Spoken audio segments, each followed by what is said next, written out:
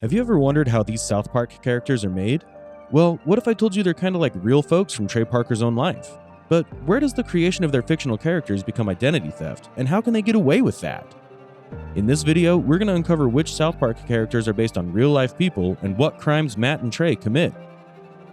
But before we dive in, make sure to hit the subscribe button and press the bell icon. I think he's been decapitated! Oh my god! The creators of South Park, Trey Parker and Matt Stone, never really told us exactly where the show's town comes from, but lots of folks think it might be a bit like Fairplay, a little town nestled in South Park Valley.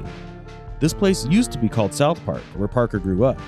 The stories about UFOs and strange stuff like cow injuries sparked his interest, and that's why the first episode and some other parts of the show talk about these things. Even though they never really said it, South Park seems like a place with normal houses and tall buildings, not like the old mining town look of Fairplay from way back in 1859. In one episode, they kind of hint that Fairplay is pretty close to South Park. This makes us think that South Park is its own made-up town, getting ideas from different places in Colorado. It's cool to know that you can find South Park characters hiding in Fairplay.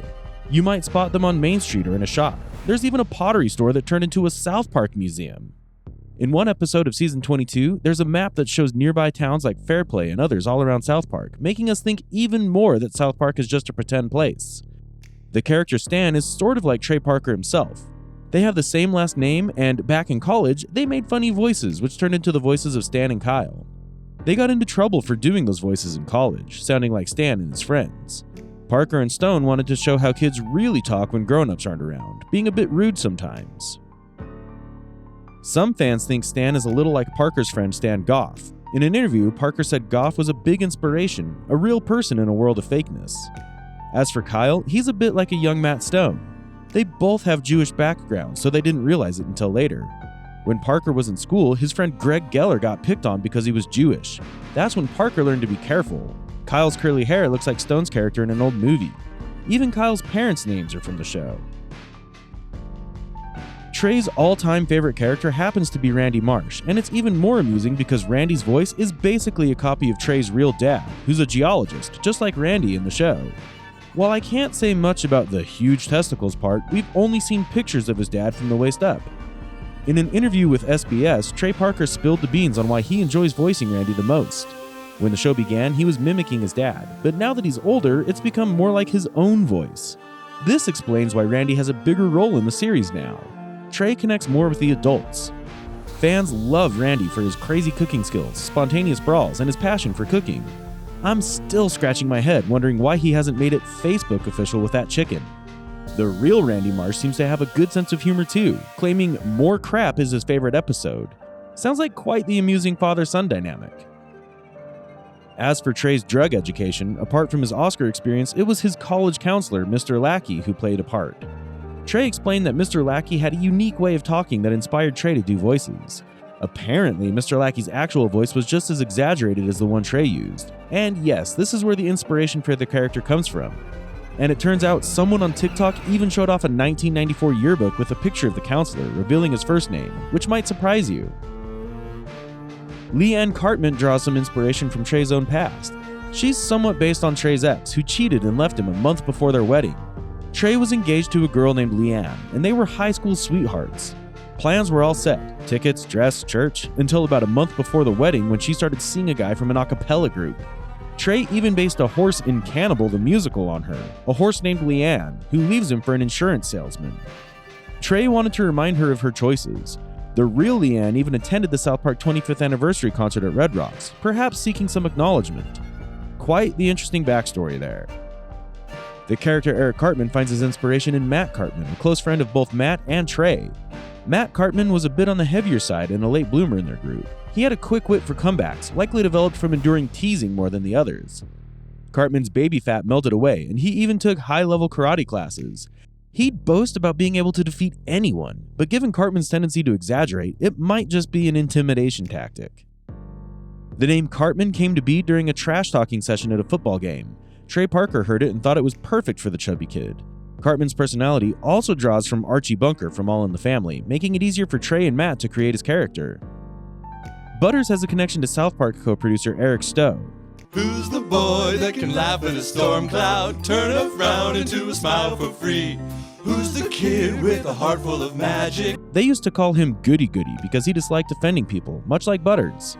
Butters' character was formed during the production of South Park, Bigger, Longer, and Uncut, initially called Puff Puff and Swanson by the crew. Eventually, the name Butters stuck, and he became a beloved character, even getting his own dedicated episode, Butters' Very Own Episode. Butters' character resembles Trey Parker's close friend from middle school, who has been part of South Park's journey from the beginning. He helped with the spirit of Christmas and influenced Butters' development. The nickname Butters was a twist on Buddy, coined by Trey, evolving over time to fit the character.